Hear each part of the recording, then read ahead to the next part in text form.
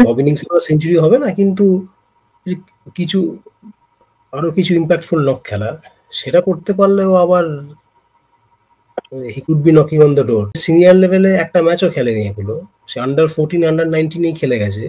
আর Kerala cricket league হয় আর Tamil Nadu premier লিগে ও কয়েকটা ম্যাচ খেলেছে। এইটুকুই এক্সপিরিয়েন্স 24 বছর বয়সের ছেলে। তারপরেও 0.12 সেকেন্ডে এটা স্ট্যাম্পিং করে দিচ্ছে। হ্যাঁ, কিন্তু এটা কি আর কেউ করে না?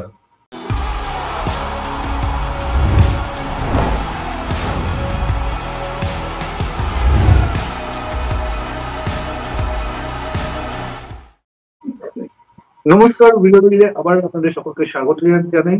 আজকে আবার আমাদের সঙ্গে রয়েছেন দ্য টেলিগ্রাফ পত্রিকার ক্রীড়া সাংবাদিক শারদ ব্যানার্জি। শারদ, তোমাকে বিনোদনীতে আবার স্বাগত। অনেক ধন্যবাদ পার্থ। আজকে রবিবার আইপিএল এর দ্বিতীয় দিনের আইপিএল 2025 এর দ্বিতীয় দিনের দুটো ম্যাচ ছিল। একটা প্রথম ম্যাচটা হায়দ্রাবাদ বনাম রাজস্থান এবং দ্বিতীয় ম্যাচটা চেন্নাই সুপার কিংস বনাম মুম্বাই ইন্ডিয়ান্স। প্রথমেই বলো তুমি প্রথম ম্যাচটা কেমন দেখলে? প্রথম ম্যাচটা তো মানে অবশ্যই মানে সানরাইজার্স হায়দ্রাবাদের যে পাওয়ার হিটিংটা অন্য লেভেলের, সেটা ওরা আগের বছরও দেখিয়েছিল। তো এবার সামনে আগের বছরের কন্টিনিউয়েশন, অভিষেক শর্মা আর ট্রাভিস হেড ওরা যা প্ল্যাটফর্ম বিল্ড করে, পাওয়ার প্লেতে দেখছিলাম প্রথম 6 ওভারে 94 বোধহয় রান ছিল ওদের। তো যদিও অভিষেক শর্মা 11 বলে 24-এর বেশি করতে পারেনি, কিন্তু ট্রাভিস হেড 31 বলে 67, তো ওখানেই ফাউন্ডেশনটা তো লিড করে গেল। এবং তারপর ঈশান কিষান মানে এখন ঈশান কিষানের পক্ষে খেলাটা অনেক সহজ করে দিয়েছিল হেড, এটা মানতেই হবে। তবে নিঃসন্দেহে ঈশান কিষান ওর সিজনটা খুব ভালো যাচ্ছিল না, খুব বেশি ম্যাচ খেলেও নি। এই সেঞ্চুরির আগে আমি দেখছিলাম ওর ওই একটা লিস্টে ম্যাচে 134 ছিল মণিপুরের মতো একটা দুর্বল টিমের এগেনস্টে। এটা ছাড়া ওর কোনো হাফ সেঞ্চুরিও ছিল না, বোধহয় ওর নেক্সট হাইয়েস্ট 48 ছিল। আচ্ছা, সেই জায়গা থেকে 106 নট আউট বোধহয়, 106 নট আউট 47 বলে এই ইনিংসটা তো ওকে এবার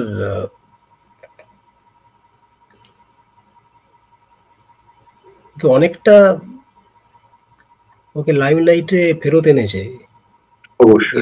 এবার ওর কাজ হলো এটার উপর বিল্ড করা, মানে হ্যাঁ অবভিয়াসলি সব ইনিংসে সেঞ্চুরি হবে না, কিন্তু কিছু আরো কিছু ইম্প্যাক্টফুল নক খেলা সেটা করতে পারলেও আবার he could be knocking on the door. তোমাকে আমি হায়দ্রাবাদ ম্যাচ প্রসঙ্গে একটা জিনিস জিজ্ঞেস করবো। এটা আমরা গত সিজনেও দেখেছি যে বেশ কিছু ম্যাচে হায়দ্রাবাদ খুব বড় স্কোর করেছে প্রথমে ব্যাট করে, এবং তারপর চেজ করতে নেমে অপোনেন্টও প্রায় কাছাকাছি স্কোর করেছে। হয়তো হায়দ্রাবাদ ম্যাচটা জিতেছে, কিন্তু বড় রান তারা তুলেছে। আজকেও কিন্তু সেই জিনিসটাই দেখা যাচ্ছে। মানে এই হায়দ্রাবাদের পিছে তো কিছু নেই, ব্যাটিং প্যারাডাইস বললেও ভুল হয়।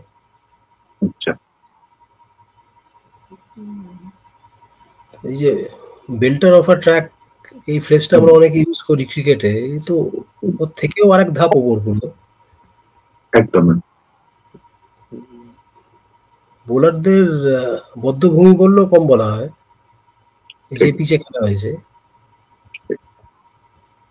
সেটাও ঠিকই যে এখন হায়দ্রাবাদের মতো রাজস্থানেরও হাতে অনেক হিটার আছে বা পাওয়ার হিটার আছে, যেমন সঞ্জু স্যামসন নিজেই।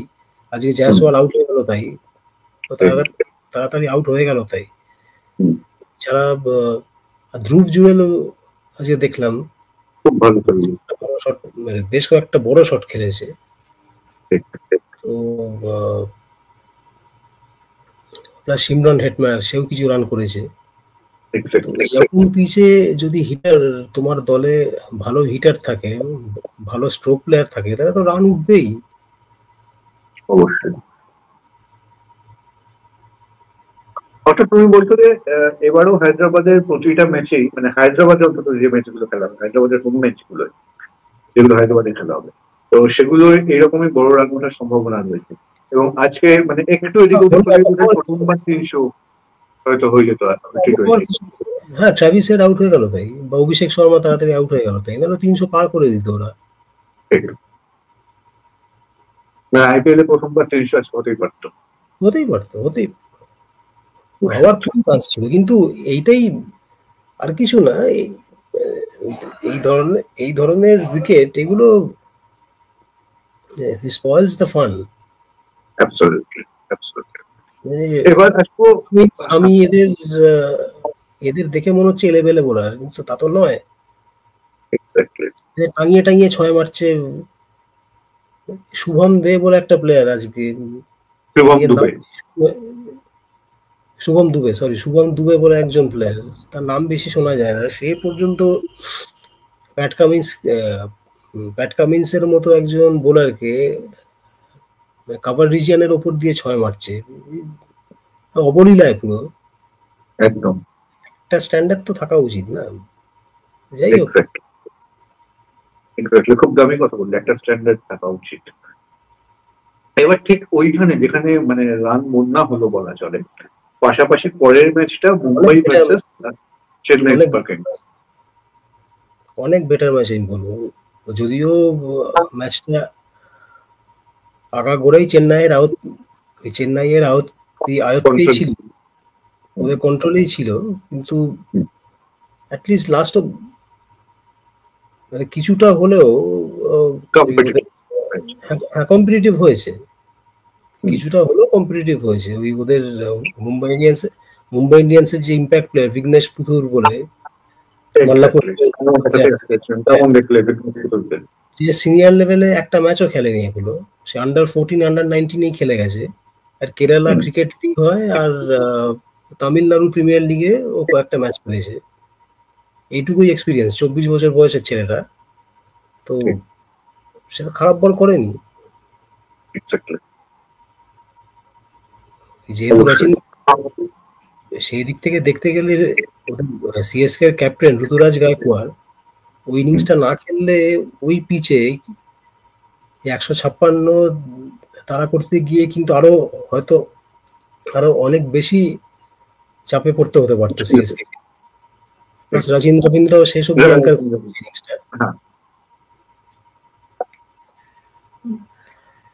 অবশ্য মুম্বাই দিক থেকে বলার যে মুম্বাই হার্দিক পান্ডিয়াকে আজকে পায়নি বিসিসিআই, একটা লস তো বটেই, কিন্তু আমাদের এটাও দেখতে হবে যে খালিল আহমেদ আর নূর আহমেদ, এই দুজনের যে বোলিংটা, খালিল আহমেদ যেটা দেখছিলাম ওর ফার্স্ট প্লে আগাগোড়া বল কিন্তু জায়গায় রাখছিল, আর যে বলটা রোহিত আউট করলো সে কিন্তু খানিকটা হলেও একটু ভেতরে কিন্তু বলটা এসছিল, ঢুকে এসছিল।